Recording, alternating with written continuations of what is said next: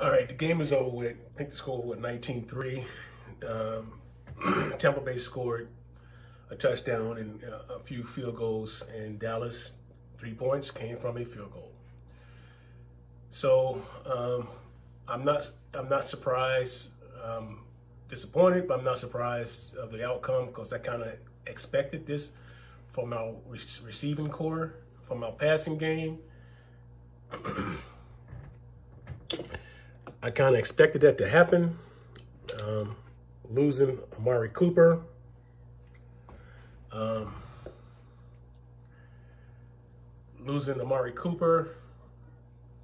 Gallup being on the PUP list. CeeDee Lamb, unproven, number one. In my eyes, he's not proven as a number one. But I do believe he's an above average receiver and he can be a number one. I think he has the skill set to do so. He needs repetitions to do that. But here's the kicker here. All right, here's the rub. Continuity. We have none. We didn't play our starters in preseason. Yet we lose two, our number ones and our number two not playing in the game. That's Amari Cooper and Gallup. So CeeDee Lamb goes from 3 to number 1, right? Or 2 to number 1.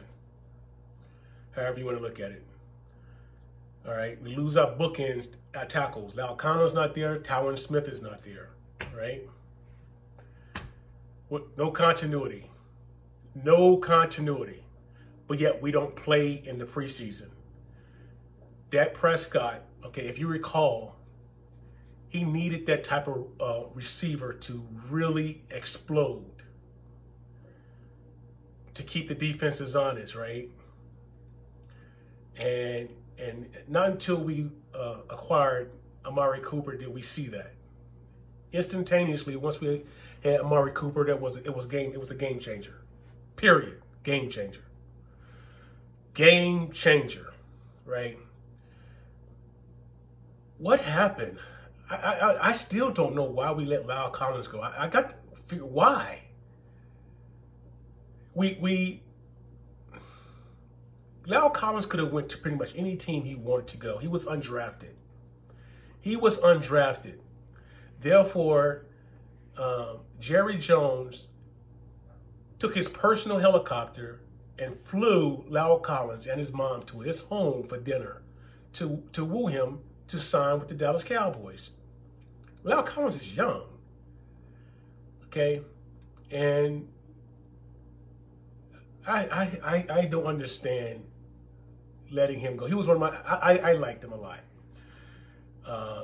Everyone loves Tyron Smith, but I don't know the last time he went through a season unhurt, unscathed, you know.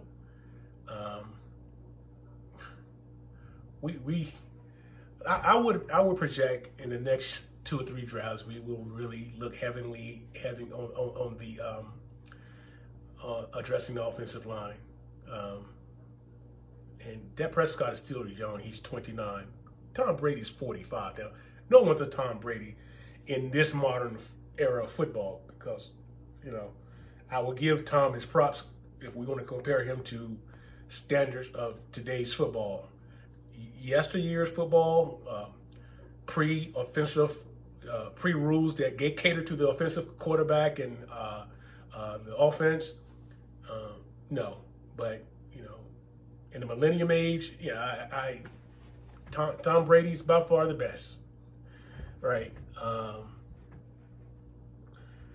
And Dak Prescott is young, and you know, with the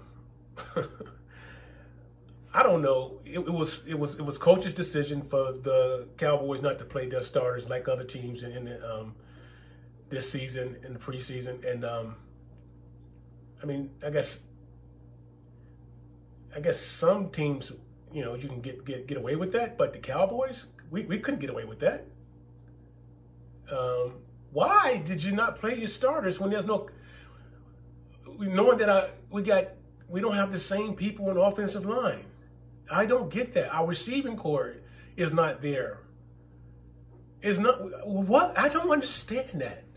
So, yeah, I expected this, and yeah, you know, the trolls are going to be hitting us pretty hard and hitting me pretty hard. And, you know, hey, I've been doing this since I was 11, 12 years old. So, you know, nothing I can't take.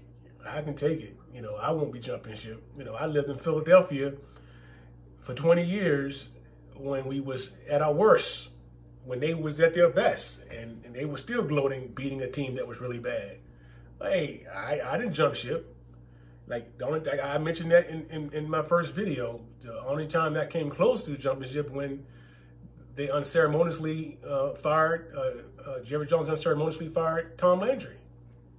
You know, but if I can get through that, if I can get through Tom Landry's firing, then this is nothing. You know, I've been doing this for a minute, right? And now I started this channel, so, you know, I'm going to get some more trolls, even more so if they happen to find this channel, you know. So everyone in the division, our division, won, except for us, and it's been a long time since a repeating division champion. We had a repeating division champion, and I'm going to say, you know, though the Eagles won today, I didn't think they won convincingly. I think they had to struggle for a bit. Detroit could have won that game. The stupid coach. I'm still baffled by, you're going to call an onside kick after your team just scored a touchdown, okay, and it was still early in the game, and you hit the momentum at your back, and all of a sudden, you don't get the onside kick, and you give 3 points up on the short end of the field to the Eagles. And how many points did you lose by? 3. You know, and I didn't see. I saw Jalen Hurts running. That's what I saw, that running game. So I think they still need some work there. You know, the better defensive teams, you know, there would be some issues, you know, for the Eagles if they tend to try to run Jalen Hurts against better defensive teams. Anyway, I kind of digress a little bit here. I kind of expected this to happen, and you know, we got Cincinnati next week. I expect an L to come our way. It's going to be a long season, my fellow Cowboy fans. It's going to be a long, hard season, and you know, who to say Dak Prescott's going to play next week? Because now he may have something with his throwing hand, you know.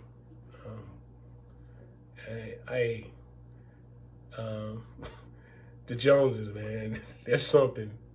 It's hard being a Cowboy fan because you, not only you fighting the trolls out there, you got to deal with your own management, your ownership, you know, the coaching. I mean, we did several years of Jason Garrett, you know, and McCarthy, you know, it was his decision not to play.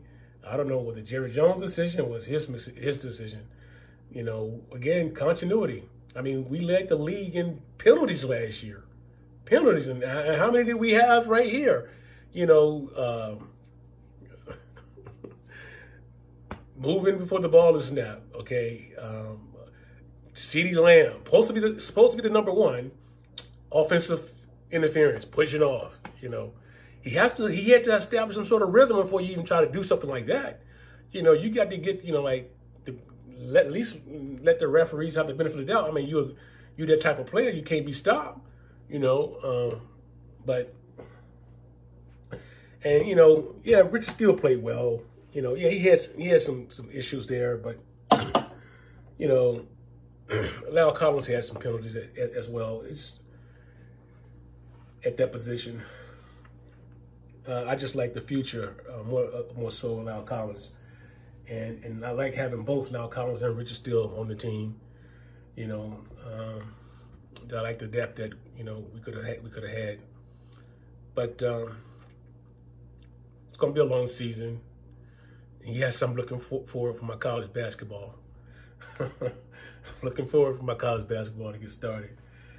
So yeah, the Eagles won. The Giants, I don't know how the Giants came back. They won, you know, wow. And the Commanders won. So I'm gonna hear it. You know, I'm gonna get it on Facebook. You know, I'm gonna get it when I go to the barber. You know, because my barber's a Redskins fan. The guy right next to him, he's an Eagles fan. So I'm a Cowboys fan. So, you know, I'm gonna come in there and just gotta suck it up and take it. You know, take it. You know, take it. So, it's getting late, so I'm gonna go ahead and get ready to hit the sack and listen to talk radio tomorrow and see what my fellow YouTubers have to say about this. All right, 2 fingers.